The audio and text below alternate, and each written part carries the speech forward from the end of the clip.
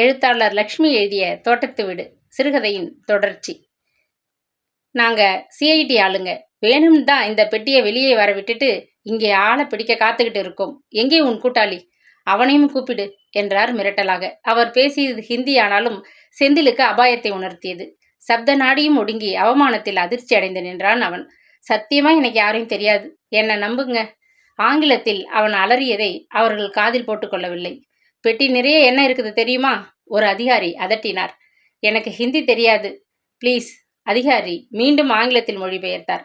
சத்தியமா தெரியாது, அவமானமும் அழுகையுமாக கூறினான் செந்தில். அடுத்த அரை மணி நேரத்திற்குள் போலீஸ் பரிசோதனையில் பெட்டி திறக்கப்பட்டதும் செந்தில் அதிர்ந்து போனான். பெட்டியின் ஓரங்களிலும் அடிபாகத்திலும் தங்க கட்டிகள், தங்க பிஸ்கெட்டுகள் மறைக்கப்பட்டு அதன் மீது துணி வைத்து தைக்கப்பட்டிருந்தது. ஐயா, நான் ஒரு பாவமும் அறியேன், எனக்கு எதுவும் தெரியாது என்று செந்தில் அலறிக்கொண்டே இருந்தான். பிரபலமானவர்கள் மட்டும்தான் டிவியிலும் பத்திரிகைகளும் வெளிவருவார்களா என்ன?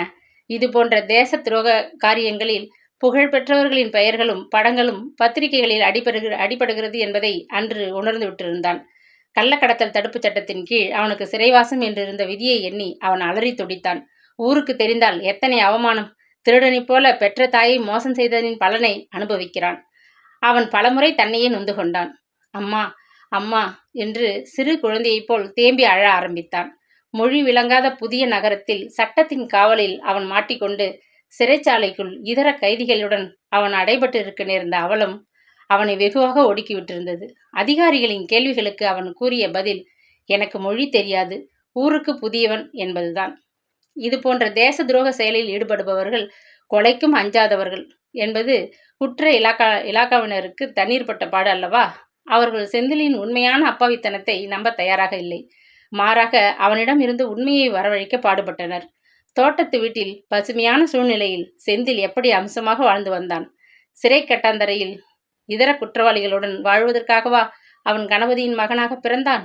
மனம் கூசி போனவனாய் செந்தில் அடிக்கடி அம்மாவை எண்ணி ஏங்கினான். சப் இன்ஸ்பெக்டர் கோலேகருக்கு செந்தில் ஒரு மாபெரும் பிரச்சனையாகிவிட்டிருந்தான். இளைஞன் தொழிலுக்கு புதியவன் என்ற அளவில் அவர் ஊகித்து விட்டிருந்தார். ஆனால் மொழி தெரியாத சங்கடத்தால் இந்த கேஸ் விவகாரத்தை சரிபார்த்து துப்பு துலக்க முடியாதவராகி தடுமாறி கொண்டிருந்தார். மதராசி தமிழ் மொழி தெரிந்தவர்களை கொண்டுதான் இது பற்றி ஆராய வேண்டும். அதே சமயம் அவருக்கு உள்ளூர ஒரு பயம். மொழி புரியாத காரணத்தால் காவல்துறையில் வேறு ஒருவர் இந்த கேஸை தட்டி கொண்டு போய்விட்டால் அவரது பதவி உயர்வு பாதிக்கப்படுமே. கவலை சூழ்ந்தவராய் முகவாய் கட்டையை தடவி கொண்டவர் சட்டென ஒரு மனதில் ஒரு பொறி. மிஸ்டர் ராமானுஜம் டிஎஸ்பி ஆயிற்றே, அவர் வந்தால் குழப்பம் தீரும். கோலேகரின் நன்மைகளை நாடுவதில் அவர் அக்கறை கொண்டவர். லட்சக்கணக்கில் தங்கம் கடத்தியிருக்கிறார்கள். அதை பிடித்த பெருமையை கோலேகருக்கே அளிப்பார். இன்ஸ்பெக்டர் அழைப்பின் பேரில் ராமானுஜம் ஸ்டேஷனில் ஆஜரானார். செந்திலை வெளியே அழைத்து வந்ததும் அவன் மீது அவரையும் அறியாமல் அனுதாபம் பிறந்தது. ஏம்பா, உன் பேரு தானே செந்தில்? தமிழ். செந்திலுக்கு அவனுடைய தாயை பார்த்தது போன்று புல்லரிப்பு. சார் என்றவன் மேலே பேச முடியாமல் உணர்ச்சி வசப்பட்டு விக்கி அழ ஆரம்பித்து விட்டான். நிதானமாக யோசிச்சு சொல்லு. நீ உண்மையை சொல்லிட்டா உன்னை விட்டுடுவாங்கப்பா. அழாதே, பார்த்தா படிச்சவனா தெரியுது. ஏன் இப்படி செய்த? சத்தியமா நான் எதுவும் செய்யலைங்க. இவங்க கிட்ட எத்தனையோ முறை கத்தி கதறி தீர்த்துட்டேன். நான் வேத்து மொழிக்காரங்கிறதுனால என்னை ரொம்ப சந்தேகப்படுறாங்க. நீங்க தான் காப்பாற்றணும். நீ நடந்தது என்னன்னு சொல்லலையே, நான் எப்படி விவரம் புரிஞ்சிக்க முடியும்? உனக்கு எந்த ஊர் செந்தில்? கனிவுடன் வினவினார் ராமானுஜம். பிழைப்பை நாடி ஊரை விட்டு ஓடி வந்து பம்பாய் நகரத்தில் காலூன்றி நல்லபடியா வளர்ந்தவங்களும் இருக்கிறார்கள்.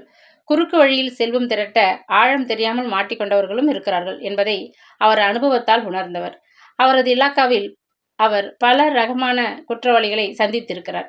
முகத்தை பார்த்தாலே இனம் கண்டுகொள்ளும் தொழில் பயிற்சியினால் செந்தில் நிரபராதியாய் இருக்கக்கூடும் என்பதை ஊகித்து கொண்டார்.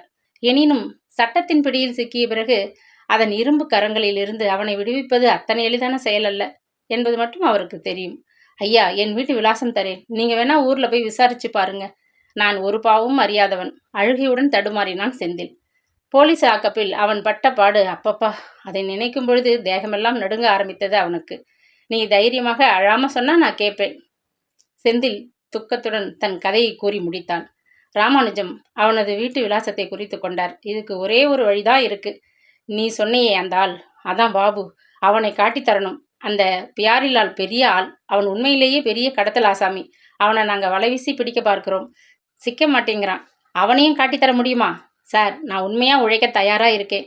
எப்படியாவது என்னை ஊருக்கு அனுப்பிட்டீங்கன்னா போதும், வேற எதுவும் வேணாம். நீங்க என்ன சொன்னாலும் கேட்கிறேன் கெஞ்சினான் அவன். அப்ப நீ எங்களுக்கு சாட்சியா மாறிடணும். நீ அப்ரூவர் ஆயிட்டா உனக்கு தண்டனை கிடைக்காமல் இருக்க வழி செய்ய முடியும். என்ன சொல்ற? செந்தில் தன் மீது சுமத்தப்பட்டிருந்த களங்கத்தை துடைக்க எதையும் செய்ய தயாராக விட்டிருந்தான். நான் சொன்னபடி செய்யணும். எங்களை ஏமாற்ற நினைச்ச விஷயமே விபரீதமாகிவிடும், எச்சரித்தார் ராமானுஜம். சில மணி நேரம் ராமானுஜமும் கோலேகரும் பேசிக் கொண்டிருந்தனர். 2 நாட்களில் செந்தில் அந்தேரி பிரதான சாலையில் நடமாடிக் கொண்டிருந்தான். டிராவல் ஏஜென்சி பக்கம் பாபுவை காணவில்லை. ஓட்டல் சாப்பாடு, அலைச்சல், காவல் இலாக்காவின் கண்காணிப்பு எல்லாமாக அவனை வெறுப்பின் எல்லைக்கு தள்ளிவிட்டிருந்தன. பாவி பெயர் சுந்தரம். அவன் பேச்சில் மயங்கி என்னவெல்லாம் தவறுகள் செய்து இப்படி இடுக்கியில் மாட்டிய எலி போல ஆகிவிட்டோமே. அப்னா பஜாரின் அருகில் நின்றவன் ஒரு வினாடி தயங்கினான். எதிரே ரேஷன் கடை அருகே சிகரெட், சைனா சில்க், சந்தேகமே இல்லை, பாபுவேதான். பாபு கூப்பிட வாயெடுத்தவன் கையை மட்டும் அசைத்தான். மாடி பஸ் தன் சிகப்பு நிறத்துடன் குறுக்காக ஓடியது. இவனை பாபு பார்த்ததும் விழிப்புணர்வுடன் சுற்றுமுற்றும் பார்த்தான். கையில் இந்த சிகரெட்டை வீசிவிட்டு ஒரே பாய்ச்சலில் சாலையை கடந்தவன், மிஸ்டர் எப்படி வந்த விசாரித்தான் வியப்புடன். போலீசாருக்கு டிமிக்கி கொடுத்துட்டு பறந்துட்டேன். செந்தில் பொய் சொன்னது பாபு அவனை முழுமையாக நம்பிவிட்டான். கதையின் தொடர்ச்சி நாளை தொடரும்.